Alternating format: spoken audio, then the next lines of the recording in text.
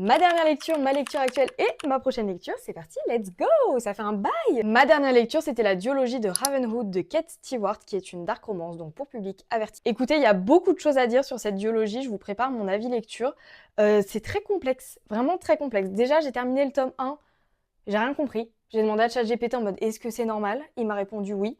En effet, tu comprends beaucoup plus de choses dans le tome 2. Je trouve qu'on est sur quelque chose de très atypique, assez addictif parce que t'as vraiment envie de savoir et de comprendre les enjeux. En fait, on te laisse dans le flou pendant très longtemps, donc faut s'accrocher. J'ai eu par contre énormément de mal avec la protagoniste féminine, sauf dans le deuxième tome où on la voit quelques années plus tard, où elle est un peu pris en maturité.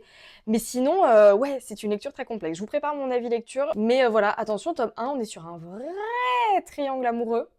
J'avais jamais lu ça. C'est pas une mauvaise lecture, c'est pas non plus le coup de cœur de l'année, mais je sais pas trop quoi en penser en fait encore. Voilà. Ma lecture actuelle, c'est Abyss de C.S. Quill, le tome 1. Aïe aïe aïe aïe aïe, je suis trop refaite de lire, enfin déjà il est magnifique. C'est le livre qu'on a choisi avec le club de lecture.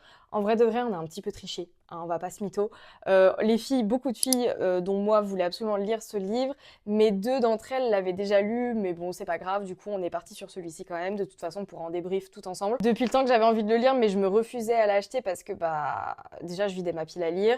Là, ce que j'ai racheté c'était sur Vinted, c'est quand même déjà 20 balles et tout. Mais là au moins c'était une bonne excuse pour pouvoir enfin l'acheter et le lire, et je l'ai commencé hier soir. J'ai lu une cinquantaine de pages, je suis déjà à fond dedans. Genre vraiment, c'est trop fluide comme écriture, j'accroche déjà de fou avec le perso de Joséphine, j'ai trop envie de savoir ce qui va se passer. Je sens que ça va me tenir en haleine et je sens aussi que je vais très vite regretter de ne pas avoir acheté le tome 2 qui va avec. Affaire à suivre. Et ma prochaine lecture, ça va être Bourbon et mensonges de Victoria Wilder de chez Saxus Romance. J'ai fait mon premier event, c'était avec eux, c'était la semaine dernière à Paris. C'était incroyable, on a eu la chance d'être gâtés, on a reçu du coup leur dernière parution qui est vraiment magnifique. On est sur un truc western, donc qu'est-ce que vous voulez que je vous dise? Moi, je suis conquise. J'ai trop hâte. On va suivre cette prota féminine qui va fuir plein de soucis. On sait pas trop ce qu'elle va fuir, mais elle est sous la protection des témoins, donc ça a l'air d'être un truc assez vénère, tu vois. Et elle se retrouve dans une distillerie dans le Kentucky, je crois. Ouais, voilà, c'est ça.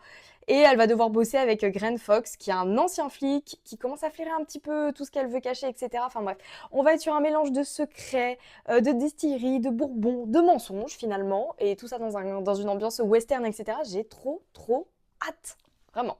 Voilà, écoute, c'est tout pour cette petite mise au point. N'hésite pas à me dire toi, quelles sont tes lectures actuelles, ça m'intéresse. Et puis je te fais des bisous.